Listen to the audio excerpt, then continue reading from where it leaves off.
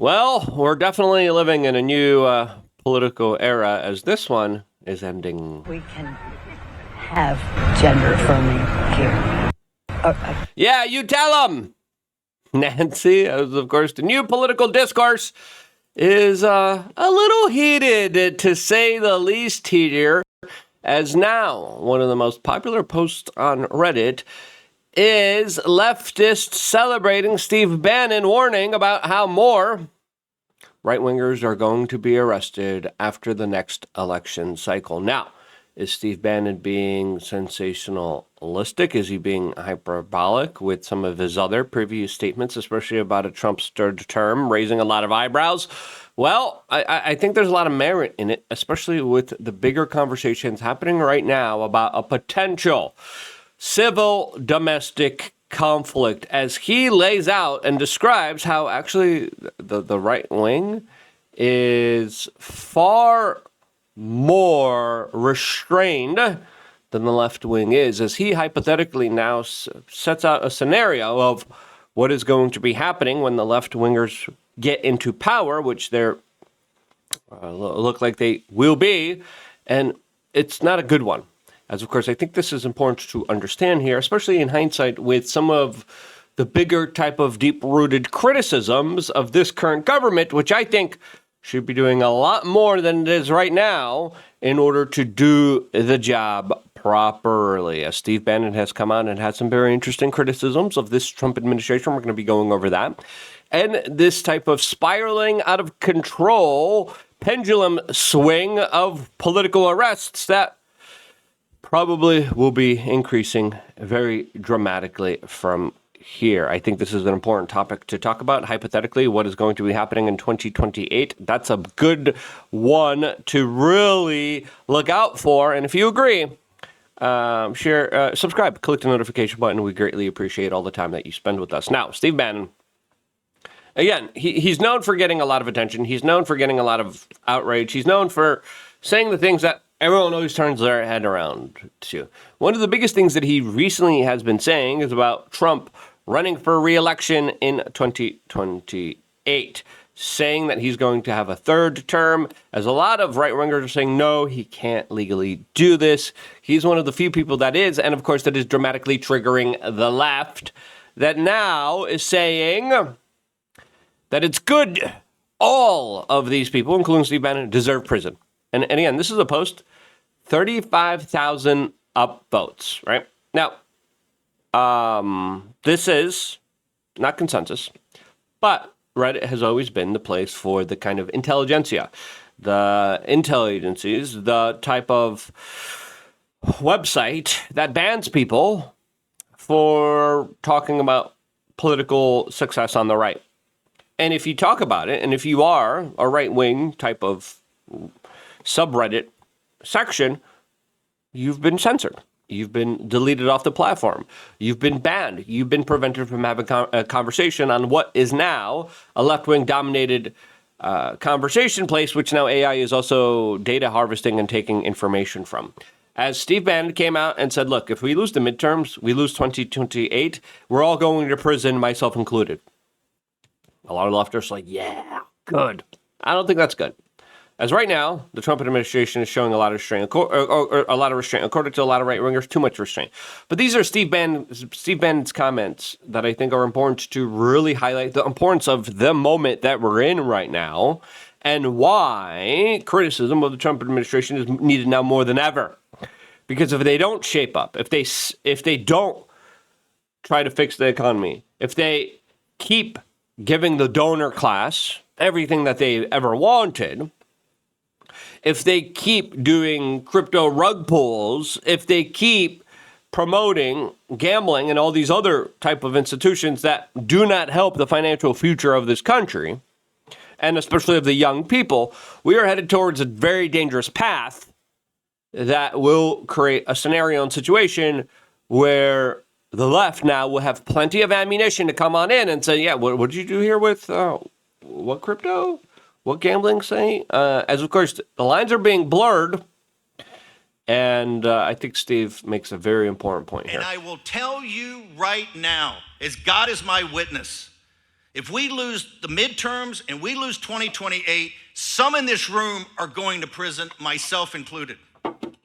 A very big statement. Now, again, midterms projected, according to many of the markets and pollsters and betting sites, that the left wing will win, especially after what we just saw this week, where the left overwhelmingly won many important key races, including in California, where now with redistricting, they're able to get way more congressional representation, which it looks like they will be able to control the House. When that happens, they will just impeach Trump, and they will prevent Trump from passing any type of legitimate legislation. All of this as the Republicans, the yellow bellies in Congress right now, aren't doing jackish.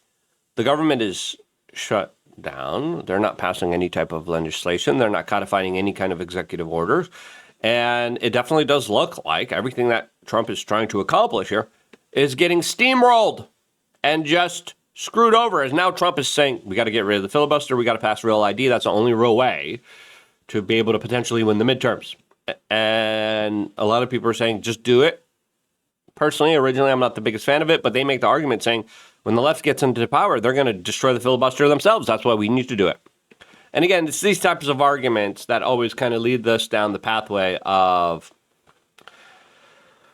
just outright power grabs, pendulum swings politically that end up and lead towards scenarios and situations where half of the country is always dealing with the significant ramifications of the other. And it's usually is the right.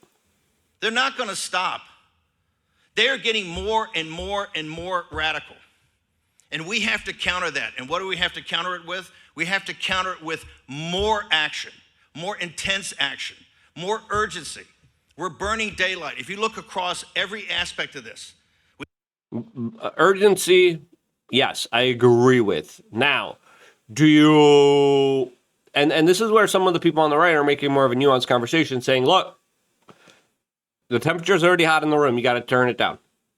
Some people agree. Some people disagree. What do you guys think? Should we turn the temperature up? Do we turn the temperature down? Now, I agree when he's saying we're losing daylight. Politically, the Republicans should be acting, passing legislation, getting stuff done, pushing forward with getting rid and addressing some of the very kind of radicalization problems in our country by trying to do their best to de-radicalize people.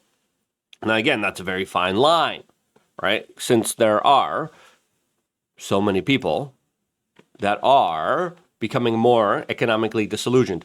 And the more economic problems we have, the more radicalization we have. Now, economic problems, they're reaching a pretty big high here. As, of course, the left now is more and more becoming unhinged, radicalized.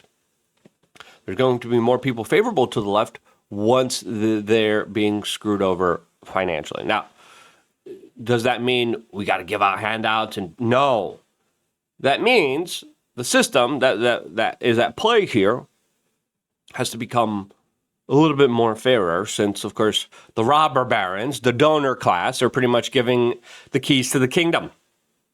And in my opinion, this is one of the key major issues that needs to stop. Now, there's this interesting Fuentes angle here that I wanted to get into with Alex Jones, talking about how this type of radicalization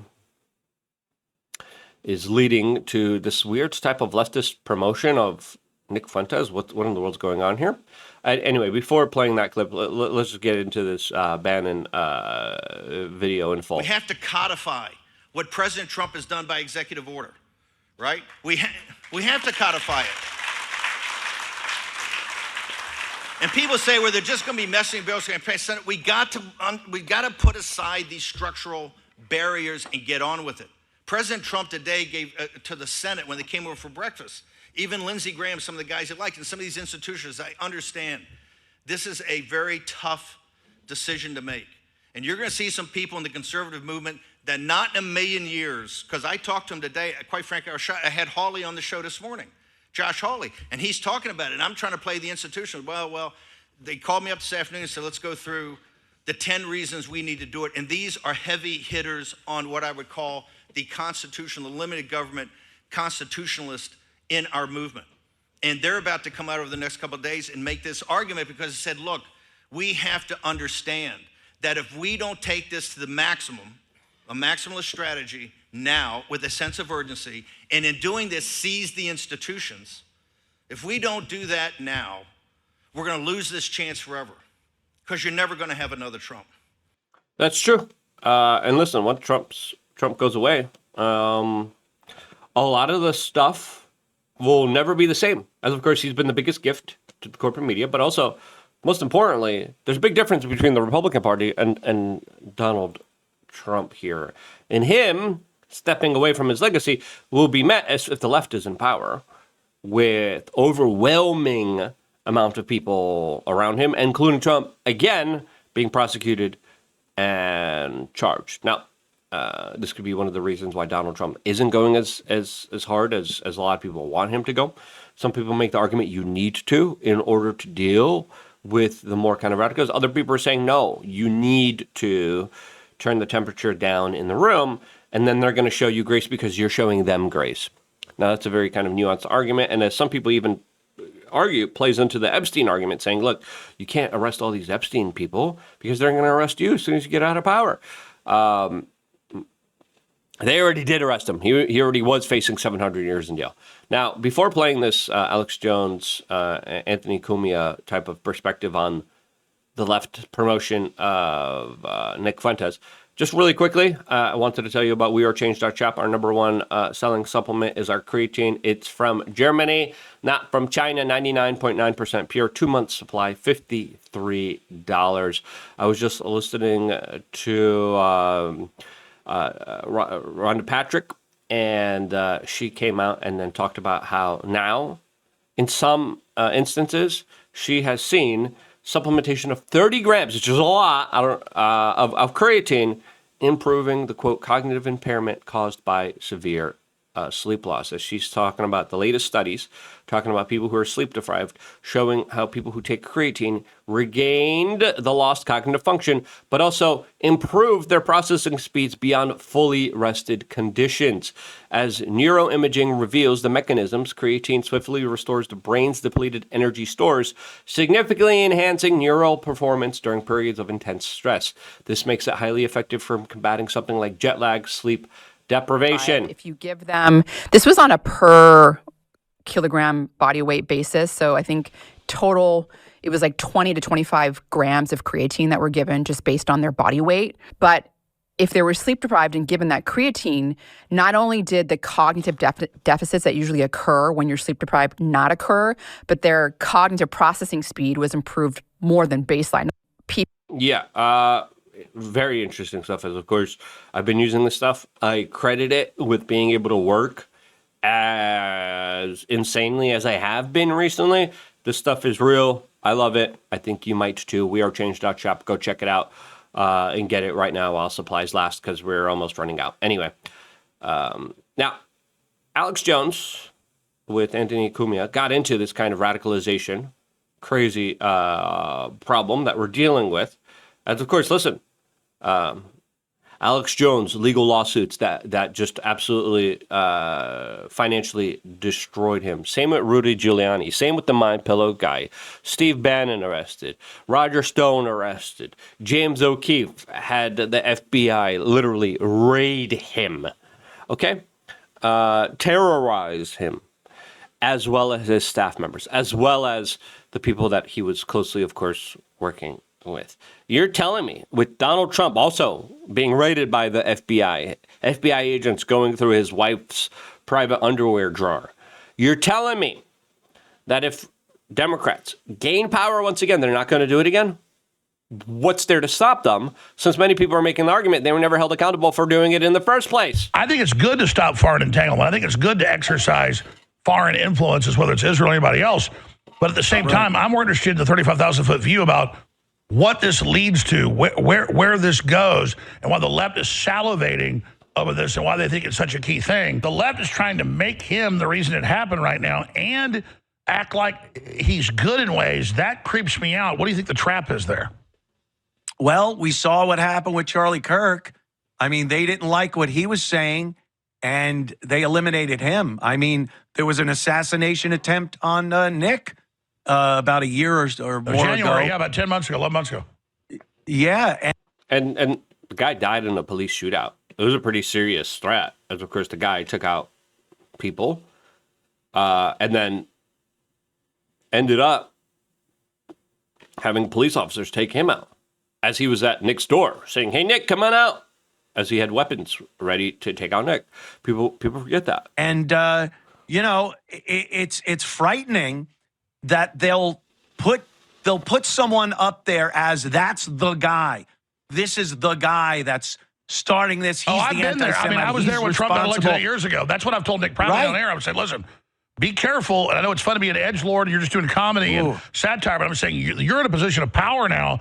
They've set you up as the devil. So just remember, they want to kill you. In fact, I told him a month before Charlie got killed, I said, I think people like you and Charlie Kirk are the main targets. Yeah, here's the guy trying to shoot him. He's got his gun. He's got a crossbow.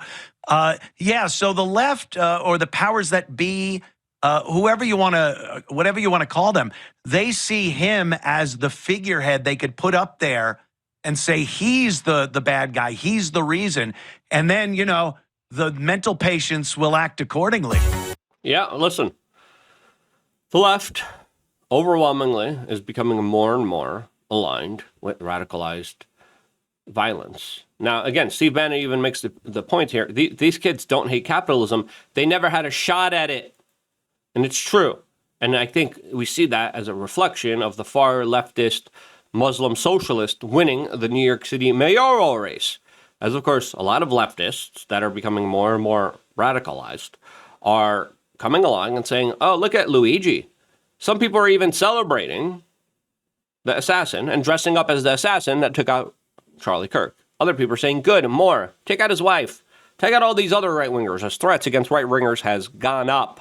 That is a sentiment of radicalization that has been building up, that has been procured, that has been curated by social media algorithms run by the intel agencies for an extremely long time. The right was too afraid to say learn to code, as the left was saying, yes, we're going to take all of them out. And listen, during leftist socialistic revolutions, which it looks like we are headed towards,